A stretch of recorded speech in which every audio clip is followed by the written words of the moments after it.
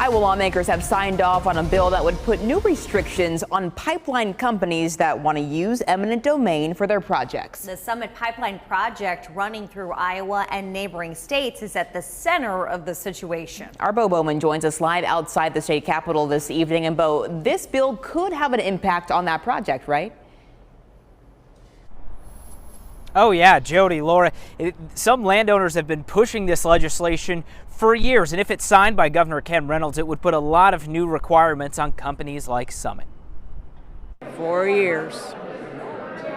I first got the letter from Summit in late August of 2021. That's how long landowners like Kathy Carter of Floyd County have been lobbying for eminent domain reform. Her land is one of the parcels Summit Carbon Solutions wants to build a pipeline through. To get to this point is astronomical. Those voting aye 27, those voting nay 22. Late Monday night, the Iowa Senate passed a bill that would restrict pipeline companies from using eminent domain to build their projects unless they qualify as something called a common carrier. The Federal Energy Regulatory Commission would make that determination. To qualify as a common carrier, the company would need to agree to serve the public fairly and transport things like gas or carbon dioxide for other people or companies, not just itself. The company would have to provide, quote, clear and convincing evidence that they would do that. This isn't just a fight about constitutional propriety and authority. It's also a fight about justice, and it's a fight about truth, and it's a fight about good government. To get it through the chamber, 13 Republican senators broke party lines,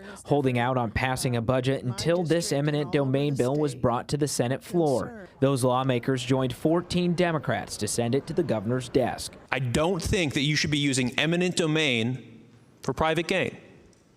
It is that simple. I believe that House File 639 is a Trojan horse. There's a horse rolled into the legislature. Republican Senator Mike Busolo voted against the bill, saying the language of the legislation could open the doors for lawsuits regarding private infrastructure projects. House File 639 is a pie that's baked with a whole ton of ingredients, and some of them are spoiled.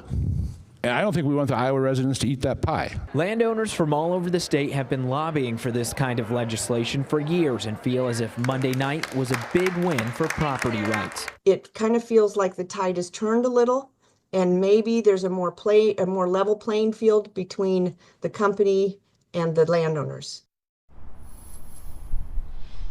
Summit Carbon Solutions did not respond to our request for a comment. We also reached out to the governor's office to see if she was planning on signing the bill. They said they are still reviewing it.